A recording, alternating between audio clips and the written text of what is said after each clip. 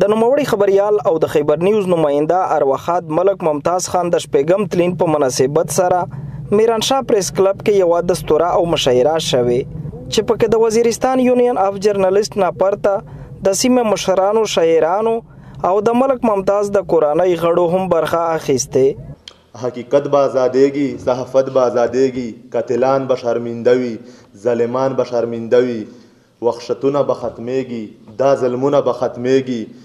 د لمبو دور به نه وي، د تیارو دور به نه وي، ښکلاګانې به خورې وي، رڼاګانې به خورې وي، تسلیم شوی به وحشت وي، ښه آزاد به صحافت وي، د اظهار به ازادي وي، د رښتیا به بادشاهي وي. आवाज نمري आवाज نمري ممتاز نمري ممتاز نمري. په شمالي وزیرستان کې د خیبر نیوز نماینده ارواخاد ملک ممتاز خان د کال 2014 د 2 میاشتې په 28 نیټه د چشمه پل میرانشاه سره نږدې معلوم وسلوالو په خپل موټر کې په ډزو وشتلې وو. ملک ممتاز نه یوازې د سیمې یو خبريال وو بلکې یو معدني فعال او د سیمې مشر هم ګڼل شو. ملک خداس ملک نو چې خالی دایمه د ثقافت په کړلو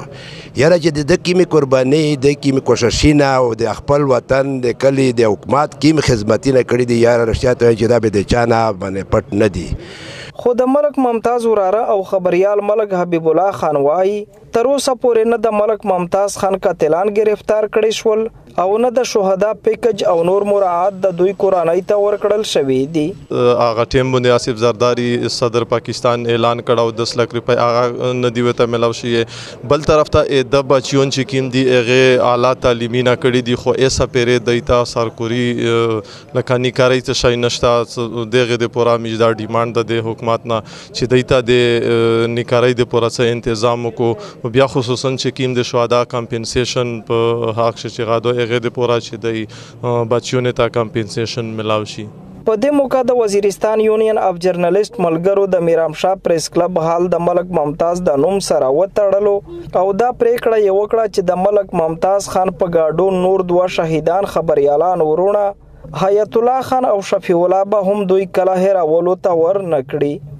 گوهر وزیر، خیبر نیوز، شمالی وزیرستان.